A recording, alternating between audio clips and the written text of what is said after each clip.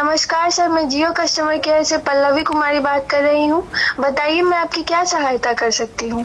3 दिन से बात है वो अंदर अंदर खल रहा है। 350 का रिचार्ज किए, डाटा नहीं चल रहा है। सर क्या मैं आपका पूरा नाम जान सकती हूँ। आवाज थोड़ा जाम है मेरा, हंसना हंसाना काम है मेरा, राइमिंग किंग कहते हैं, निखिल राज नाम है मेरा। सॉरी सर, आपकी आवाज नहीं आ रही है, क्या आप दोबारा बोल सकते हैं। जहाँ तहाँ जाम कीजिए, सुबह से लेकर शाम कीजिए, रिचार्ज प्लान बढ़ाने से पहले टावर गाड़ने का काम कीजिए। जहाँ तक मैं समझ पा रही हूँ सर, आपको नेटवर्क इशू आ रही है, इसके लिए मैं माफी चाहूंगी। हालांकि इसका समाधान जल्द ही किया जाएगा। माफी उफी मत मांगिए, मामला जल्दी सॉर्ट कीजिए, आपसे होगा ठीक है, नहीं तो एयरटेल में पोर्ट कीजिए। गजब बेइज्जती है। सर क्या मैं जान सकती हूँ आपको जियो में किन किन दिक्कतों का सामना करना पड़ रहा है। दिल पर अपन घात कर रहे हैं, दोनों एक साथ कर रहे हैं, रुक रुक के आवाज आ रहा है, वीडियो कॉलिंग बात कर रहे हैं।